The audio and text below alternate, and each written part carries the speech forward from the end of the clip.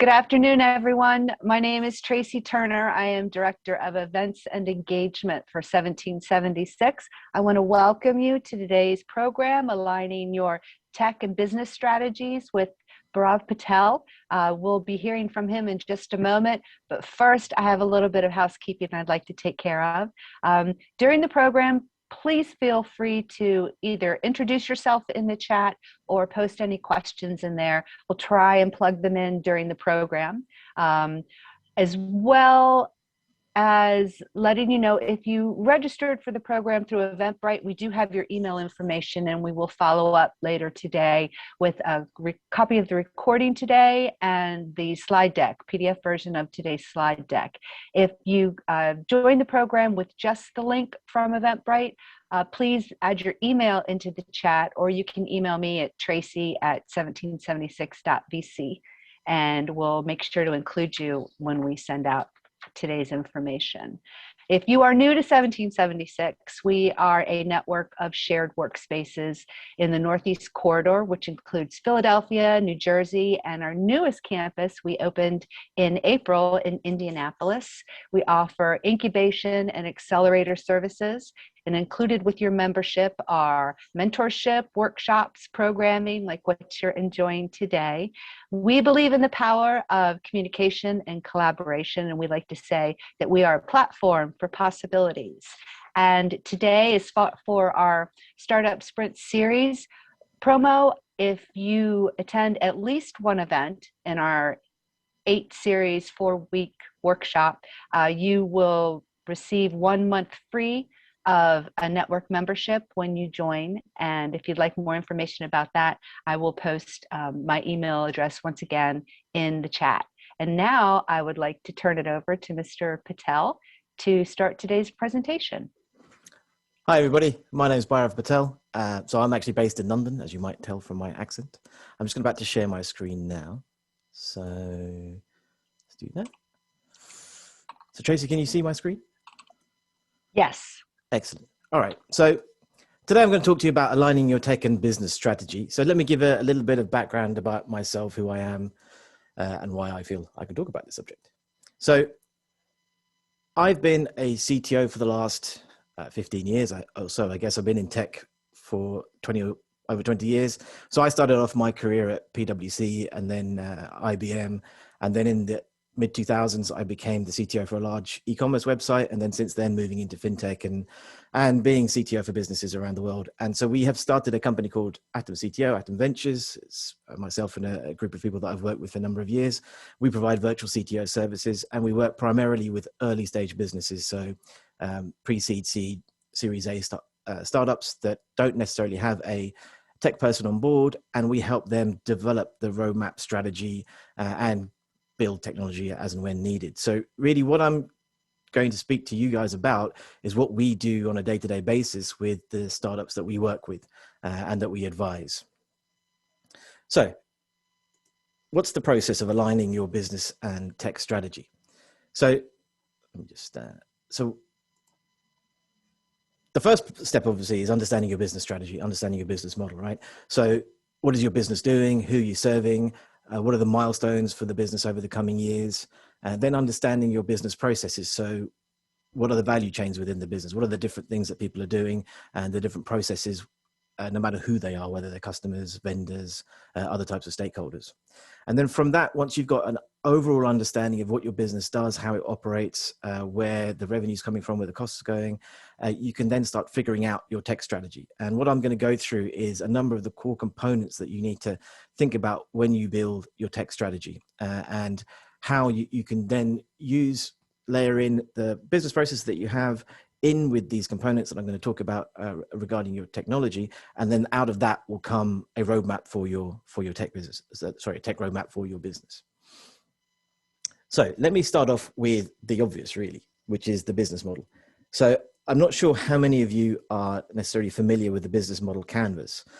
It's something that has come up by a company called Strategize, and it's a very, very good way of condensing your thoughts around your business and creating a model for that business. So I'm not quite sure if you'll be able to see all of the different Post-it notes that are on here, but what you have is a template of a business model. And what I've put together here is a template for an e-commerce company.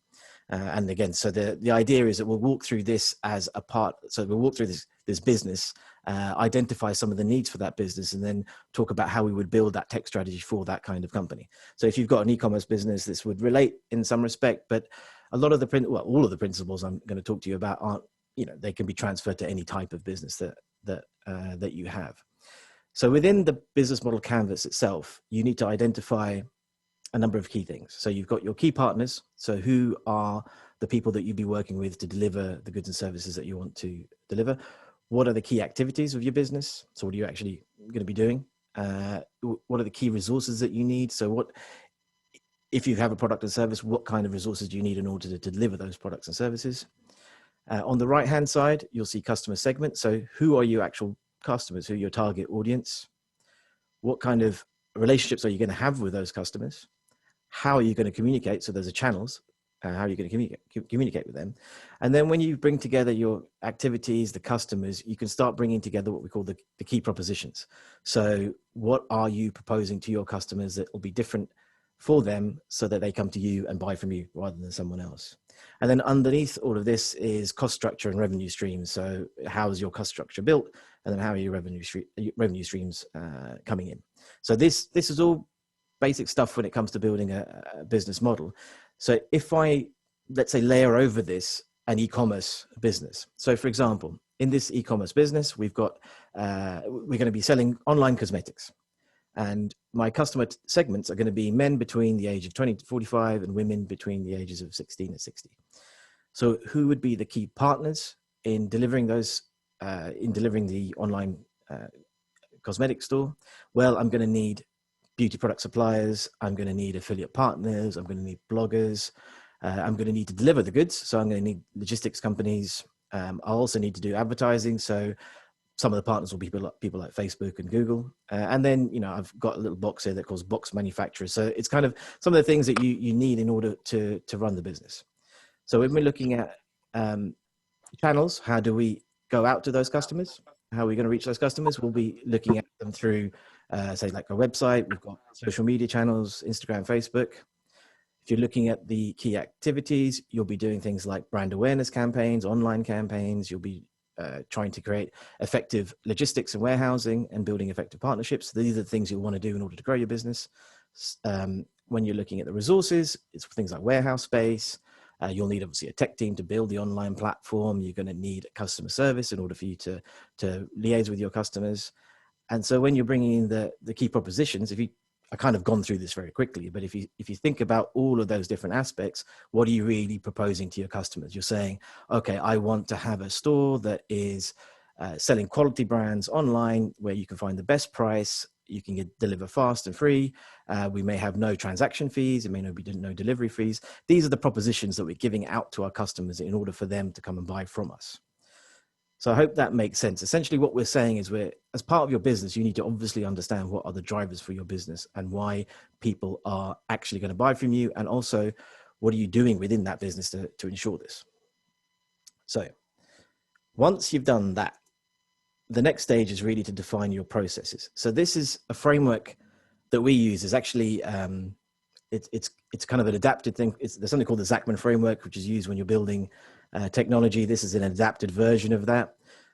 But if you think back to your business model canvas and all the activities that you're doing, who your stakeholders were, who your customers were, etc., what you've got to figure out then is, as you're building your business, you've got to figure out, what are people actually doing in my business? So for example, you ask yourself these 5 questions. So what are people doing? How are they doing it? Where are they doing it? When are they doing it? And why? And once you answer those questions for those 3 major stakeholders that you've got, which are your employees, your vendors, and your customers, you're able to build out a set of processes that underpin your business. So what I mean by that is that you think that, for example, if you're dealing with suppliers, right? What are you going to be doing with the suppliers? Well, I'll need to buy goods. How often will I need to buy goods? I'll need to buy them on a monthly or even weekly basis. Where am I buying them from? Am I buying them in country? Or am I buying them outside of the country? So when am I buying them? why am I buying them? I'm buying them from this supplier because they supply the fastest, or they supply the cheapest, or they supply the best, the broadest range of goods. And so as you're building up that process, you're trying to understand, how do I interact with these my suppliers? Similarly for employees, what are my employees doing in the system? I've got a marketing person. How are they doing their marketing? I've got someone who's dealing with warehousing, logistics. How is a warehouse person picking and packing those goods? How are those goods being sent out and delivered? Similarly for customers, what am I expecting my customers to do? So I'm expecting, obviously, my customers to shop and buy online.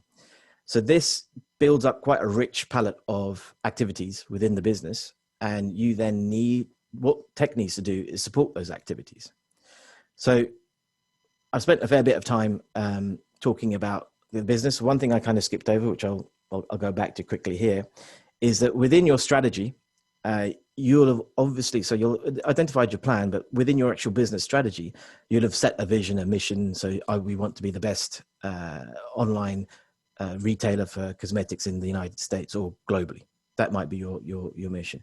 The objectives are going to be so that we are having an always on, always ready platform that can accept any types of payments. And then what you're going to build up is a list of tactics and tactics that get you to those objectives. So your objectives and a set of key results. So your measures, so the things that you need to measure in order to say, have I reached those objectives? You'll also layer in core values and some SWOT analysis. So you'll understand what's going on with your competitors so that you can stay ahead of the trends, or you can stave off any threats that may come in, or seize any opportunities that may be out there. So you have your business model. You'll have some idea of where you want to go with that business based on the current market that you've got. And after you've done the process analysis, you'll have a good idea of all the different activities that are there sitting within your business. So at this point in time, you've got a very good idea of what it is you want to do, when you're going to do it, how you can do it. If we take one of those processes, so a very, very simple process for an online retailer, right, is actually someone buying online. And if we take that down and then say, okay, I've got this process, how do I frame tech around this process? So if we start off saying, okay, what we want to do is someone wants to buy some goods from the website. So what are they doing? They're purchasing goods. How are they doing it? Well, they're doing it via mobile device, tablet, PC. Where are they doing it? They're doing it from my website, or actually they could be doing it from an Instagram account or a Facebook account. They could be doing it from other places as well. When are they doing it? They're doing it 24/7. And why are they doing it? Well, they're doing it because we have the easiest website to use. It's got the best selection. It has the best prices. And so if you're looking at something like that, from a technical point of view, when I talk to businesses, we pick out various things, various keywords and various points of note. So for example, purchasing. Okay, you need to buy purchasing goods online. This is very, very simple. So obviously we need to support online payments, right? Because we want people to buy goods online. But then if I need to deal with online payments, I need to handle refunds. And if I need to handle refunds, then maybe actually what else we're doing when you're purchasing is you give discounts, or you're bundling. You're doing a bunch of different things, right? So you can see that even just purchasing goods, there's a number of different other processes that come off the back of that. And then obviously I put in the scaling transactions because, you don't want one person to buy once. You want as many people to buy as often as possible. So the tech needs to then think, okay, I need to scale. And of course, if you're a company that's seasonal, you then need to know, okay, when are those peaks and troughs within my time period? So obviously if they are, if you're Christmas may be for, okay, maybe not for online cosmetics, but for certain retailers, the end of the year is the last 3 months of the year when you make 80% of your revenue. So the tech needs to know that at this point in time of the year, I have to be always on and monitoring. When we pick out some of the other bits and pieces, so let's say we're picking out mobile, we know that website needs to be responsive. So immediately what you've done is you said, okay, the tech needs to be able to handle 3 different forms of device. It has to have different kind of sizes and different operating systems underneath. So we need to make sure that the tech is able to support all of these things. It's 24/7. So what does that mean? Well, that means that we need to have monitoring and maintenance going on continually.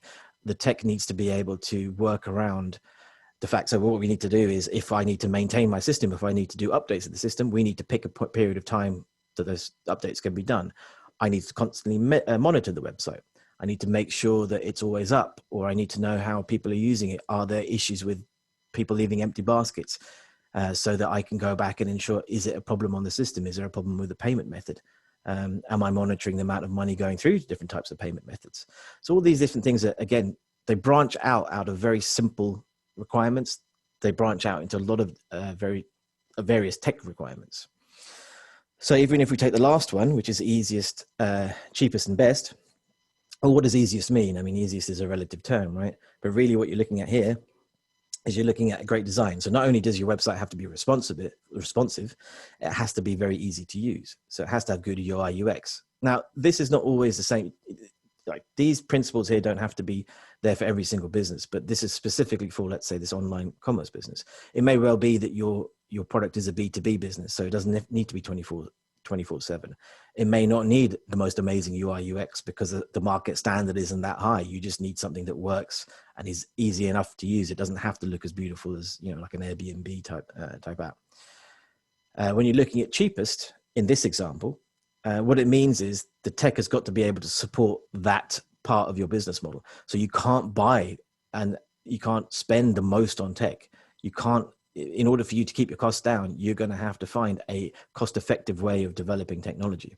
You're going to have to be able to say, okay, I can't go out and hire the top 10, the best developers, and I might have to go elsewhere to hire those developers. They may not be in this country, they may be outside the country. I may not be able to get the most senior guys. When it comes to, let's say, some infrastructure, you may be looking at cloud rather than your own bare metal. So rather having your own servers, there's a whole bunch of things that you then need to build around your tech based on the fact that you want to become one of the most affordable places to shop. And then when you're looking at something like the best selection, what you're really saying there is that the tech needs to enable employees to be able to not only go and purchase and find and source and actually push online the products, but they need to do that in a way that is easy.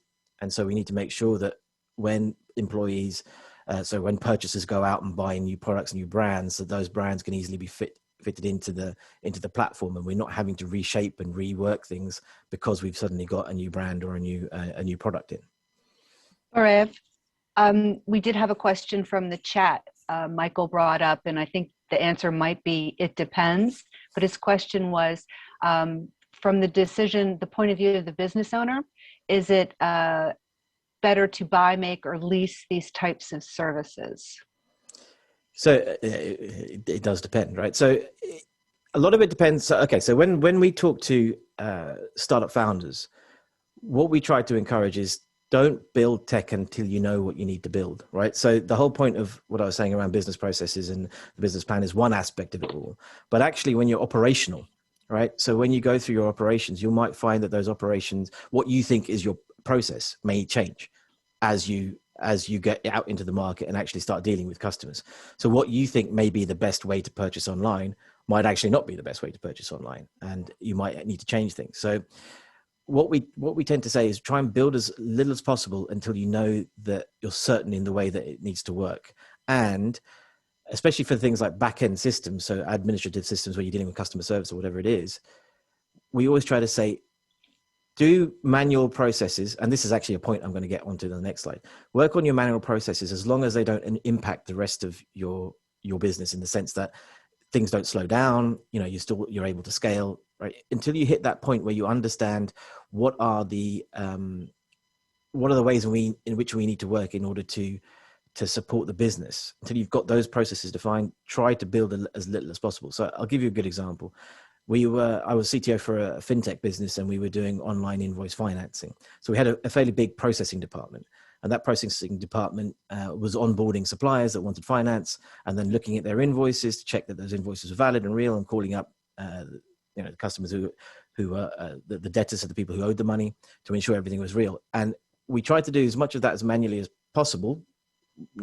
Obviously people were registering online, they weren't calling up to register, but we worked out within about 2-3 months what parts of that process of onboarding a supplier could be automated to save people time, and would then make everything much quicker, make that overall process quicker. Because a lot of people fall into the trap of trying to automate everything early when you don't necessarily need to automate early. And actually what you end up doing is creating a process that you end up having to work around in many ways. You end up kind of having to jam your, what is a real world process into the process you've built into the tech. And so I guess my answer is, if you take a look at all the different things that you need to do, and I'll move on to this here, right? And be sensible about what you should build as custom. And so essentially, usually your differentiators are things that you should build as custom. If there's something that is, as you can see on this graph, if it's a low value, low volume thing, maybe it's something that can be automated. Even a low value, high volume can be automated, though. It's a question of whether you should be doing that or not. So anything on the left-hand side, is it something that, well, actually you can automate across all of these things, right? But where can you take away time from people in order to get them to do more useful things to your business? So what are the activities within your business? Which ones are driving revenue and sales? Which ones are increasing your costs? Find ways to optimize those, and whether that's an off-the-shelf product that can be done to use it. For example, there's plenty of customer relationship software out there. So CRM software, there's plenty of that, but there's also plenty of software to help you talk to your customers, right, through live chat or through ticketing or whatever it is. You don't necessarily need to build that. You can actually use a SaaS platform to deliver those processes. And it may well be that once you hit a customer service team of 200, then paying $20 a month becomes excessive, and then you could build something, but you'll have built it based on what your processes are. So that thing that you're going to build is actually going to tackle the problem straight away. So I don't know if that answers the question in the right way, but I hope it does. So when we're talking about prioritizing the development here, right? So what I've done is I've got a spin. You might see this graph or this chart in a number of different ways, right? But I've measured low volume to high volume, low value to high value. And I put like a red dot. So there's two layers. What activities within my business are high value? How often am I doing them? And the dots are how much stress are they really causing? So this is a good way of looking at pretty much even your life, really, at the end of the day. But it's a great way of looking at a business and all the things you do within the business. So what are the activities that bring you a great return that you can do very often? Are those things that you can optimize, and can you automate those things? Can you do more of them? The stuff that is low volume and high value, yeah, you definitely really want to be doing a lot of that. Can you do more of that? So is there a way that tech can help you do more of that? Is it that it's a side part of a market that is there that maybe if you built a little bit of tech, you could get more of that, you could increase the volume, because you want essentially everything to be high value, right? And you want a lot of it in order for it to scale and for you to make more money. But also pick out the things that are causing the most stress. So for example, a good example in this e-commerce kind of scenario is around picking and packing. So when I was CTO of that business, one of the key elements that we had was picking and packing was very stressful. And with the older systems, what you're finding is that people were kind of running into themselves. And the way that the picking and packing process was working, it wasn't optimized at all. So spending a little bit of time optimizing that meant that suddenly you went from, let's say, delivering 10,000 packages a day to 15,000 packages a day, which then means you can sell more and you can move stock quicker. So there are things where, and I could see high stress means that your staff is under pressure a lot constantly, and you want to reduce that, right? Because you want to reduce that and get them to be happier, allow them to have a happier life. So it's very important that when you're also looking at your technology, looking at your business processes, you look at your activities, you figure out what are the ones that are actually really adding value. How can I do more of them? Can I optimize many of them? And are there certain things I could just get rid of and outsource or completely automate without having any human interaction at all? You see the growth of chatbots nowadays, right? And so a good example there is a charity that we were working with, that they had a huge number of calls coming through their call center. And what they were finding was that the call center staff were passing them on to a set of lawyers that were in the background who were helping the people. But the lawyers were finding that they weren't actually providing the best. They weren't helping the people that were really in need, because they were overwhelmed by the number of people that were calling. So they put a chatbot in the middle. So they basically had a chatbot as the first line, which then allowed them to filter out the people who really needed help. So people who if a question could be answered through the bot, that was great. But if it was leading them down a path where they knew that that a call center person could help, that would be done.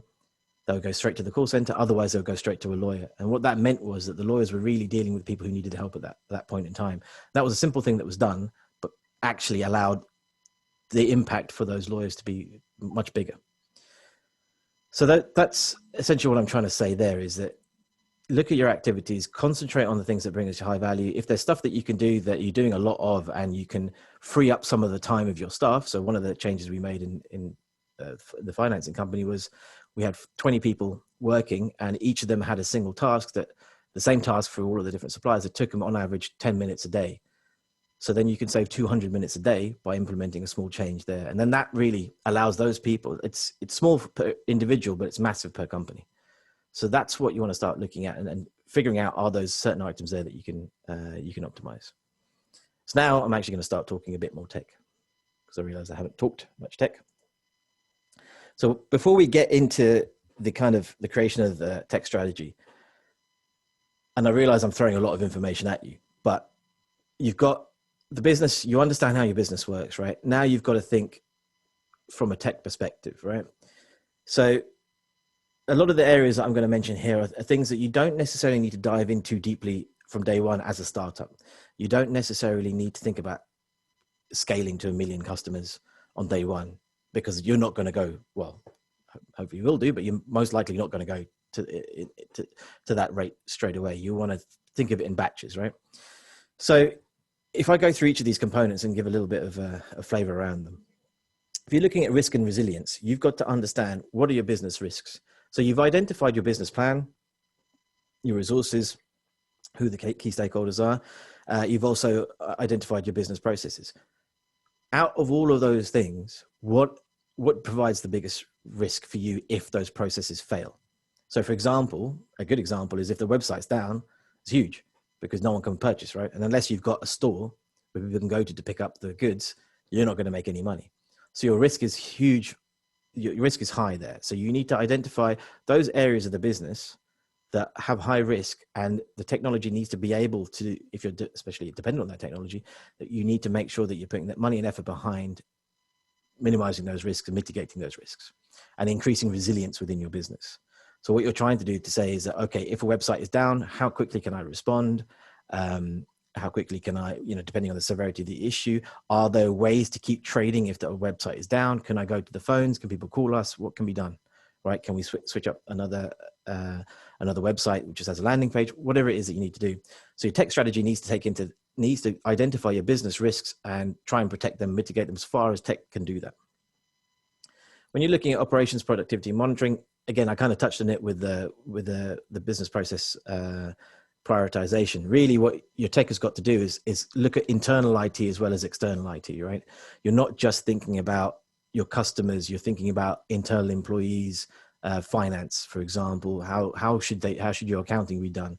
Do you need to do accounting on spreadsheets, or can you buy QuickBooks and do the accounting that way? Similarly with monitoring, right? You need to monitor your website, but what other parts of the business need to be monitored? So that again falls in with the risk. You have to understand what areas of risk within the business, so you monitor those risks. So make sure that the website's down, I can react very quickly. You need to adapt to change. So what I mean by that is pretty much every single startup I've ever worked with or advised, that what they do in the second 6 months of their operations is pretty different from what they're doing from the first 6 months of their operations, because as you get into market, customers may not want exactly what you want. So if you've tied yourself into a process within the technology, or you've tied yourself into a certain, I wouldn't say tech stack, but if you just tied yourself into a certain way of doing things within the technology and you can't adapt that easily, then you've spent money on something that isn't working for you going forwards. And then that's why I say, that's when I was answering the question, I was saying that you need to build gradually, right? If you can buy something off the shelf that does 80% of what you need it to do, go and do that first, and then work out whether that 80% is actually 100% or whether that 80% is 60%, right? And it's because you're going to need to make sure that you're adapting to the market, so that you're always constantly following your customers and the revenue, what they want. And if you can't do that, then you're a bit dead in the water. Security and privacy. Now, you'll have seen all of the news of ransomware that's going on at the moment. In Europe here, GDPR is massive. You'll see that there's a massive focus on it, right? And I can't stress enough to startups that this is one of the key things you really need to think about, because at the very beginning of your journey, if you have something that goes, if you have a security breach or you have something that goes wrong, pretty much your reputation's gone, right? And so you need to make sure that you can't always mitigate for every single risk, but you need to try and be as you need to protect yourself as much as possible. So do the pen testing, right? Get someone to look over your technology, ensure that that has gone through some sort of rigorous audit. Stakeholder support and management. Again, we talked about that with the business processes. As you build the business processes, that's what's going to happen. Again, as I say, with scalability, you need to. It's not just the number of customers that are coming through your door that you have to scale for. It's the number of products that you'll be selling that you'd have to scale for, right? It's the number of deliveries that you make that you're going to scale for. So scalability is holistic. You've got to think about, if I'm using or buying tech, how will it all scale? And then when you're looking for the last box, which is cost management, what is the marginal cost of scaling? So is it is it the same cost again? So does it become massively expensive if I go from 0 to 10? Or am I actually doing a smaller marginal cost, and each time I get a new customer, I don't have to spend the same amount again? And that's very important in technology, because you can find quite quickly the costs will run away from you. And then no matter how successful you are, if your costs are equal to your revenue, you're not making any money, right? I mean, that's all basic stuff. Data and business intelligence. Again, this is something that you need to have a very strong foundation of data, in the sense that you need to understand the kind of data you want to capture. So you need to understand what you want to monitor. And what I mean by monitor, I'm not just talking about from a tech perspective, I'm also talking about from a business perspective. So if you remember, I mentioned a few slides ago that you'll have set your objectives, and you'll want to measure whether you can reach those objectives. Make sure you're capturing the data that you need to measure them, but also think a little bit about the future. So this is all strategy, right? So we're not just thinking about what am I doing day one, how will I use that data going forwards, and what key data points can I capture that may not necessarily relate directly to the product service I'm delivering now, but what other data points can I capture that might be useful to me in the future? Because building them in for early on is a low cost. Building them in later on is much harder, because you'll have a gap of data, right? It's very simple. If you start collecting a piece of data 3 years in, you don't have that data. You don't have the past data for those 3 years. So if it's something that, no matter how trivial it is, if it's something that you can collect and you feel that it might be useful, put it in, because the cost of storing data nowadays is much cheaper than it used to be back in the old days. It doesn't mean that you have to build machine learning or AI or anything like that from day one, because pretty much you're not going to have the data to do anything useful with it. But what you want to do is you want to build a framework around the data to say, okay, in the future, I may want to figure out how to segment my customers. So a great example for this e-commerce store is, understanding what time of day people are buying, what is the age of people, what products are they buying at what time of day. So it's simple things, right? That how long does it take for a person to register online? How long does it take to go to the start of a basket to the end of the basket? It may not be stuff that, it may all seem and sound very simple, but a lot of people don't capture this information early on, because they don't really think about it, because they don't think about the measurements of how they want, they don't think about their KPIs and their measurements. So again, I've kind of thrown a lot of information at you, and it all sounds maybe very scary, but it's just thinking about your business and then thinking about these additional things as you're developing your technology. So as you create your tech strategy, so the tech strategy has to be in line with your business. I think hopefully that's what's coming through in this presentation, is that your tech cannot be built in isolation. You can't just have a guy going off and creating wonderful technology that looks fantastic and is amazing if it doesn't support anything that you're doing, any of your activities within the business. So ensure that you understand clearly what you're doing in your business, you understand your business milestones, what your roadmap is. And when you're delivering tech, the common mistake people make is that they say, yeah, we're going to launch when the tech is there. We're going to launch in 3 months, and you'll plan for the tech to be there a week before your launch. That is never going to fly. It's a well-known fact that IT projects run over cost and run over time, no matter how great you are. It's not even a matter of running over for weeks. It may run over a few days here and there.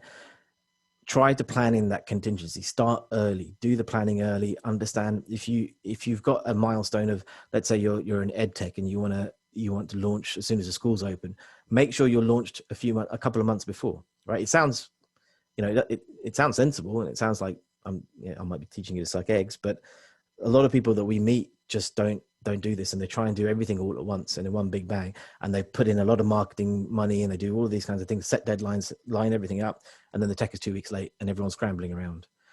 Understand that things may take time, because as you see tech develop, you are going to want to change things. It's just the human nature, the way we are, right? Always focus on your users, whether they're employees, whether they're external suppliers, whether they are customers. You need to make sure you're focusing on those users, because essentially it's the users that are going to make the business, right? They're going to run the business, they're going to buy from you, and they're going to sell to you.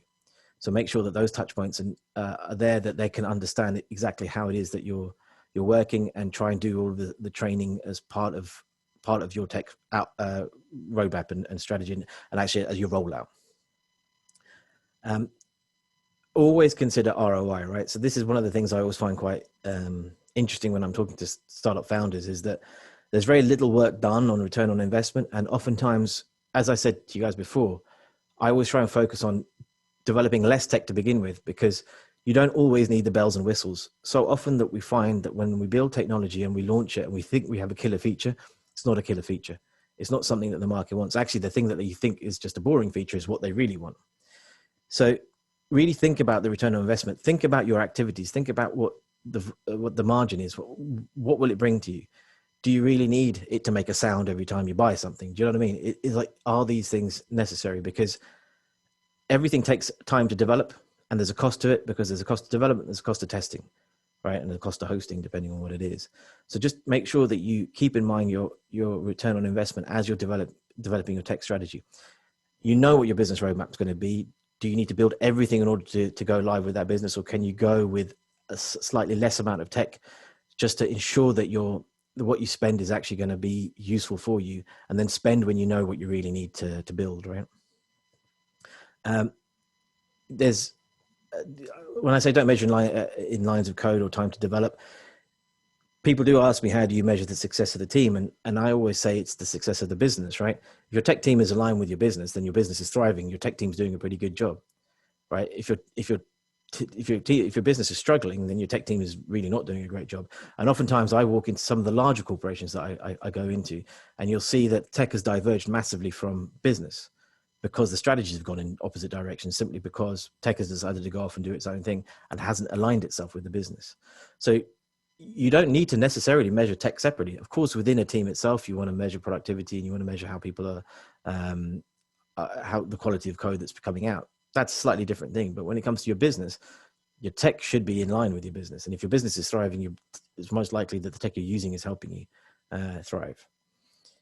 And I think, again, that, not to belabor the slide, because you can all read it, it's understanding the risks, right, and possible changes. So it's that adaptability piece. So last slide, I promise, is the key takeaways. If there's anything that you come out of this presentation with, it's these things, right? Everything has to be, tech has to go hand in hand with the business. Don't ignore your internal technology. A lot of people spend time and effort on an app, or a web app or mobile app, but they ignore what they need internally to support the business. Don't do that. Think of cost versus return versus risk, and just ensure that your tech evolves as your business evolves. Make sure you're planning into both your budgets, your tech budget and your business budget, technology evolution, because it's not going to remain static, right? You're going to have to change your technology as your business grows and enters new market. And I fundamentally believe that technology should be a driver for growth and not just a cost center. So it shouldn't just be a place where you dig a big black hole and throw some money in and that's tech, right? That's not how it should be. It should be driving your business and finding you new ways to optimize and to open up to new territories and open up to new markets. So that's it. I'm going to shamelessly plug my podcast here while we're here. So I've got a podcast that talks about tech, and we have a lot of entrepreneurs on there talk about their stories, and we have some demystifying series that talks about various aspects of technology and how you can implement it within your business. So that's it from me. Any questions? Thank you.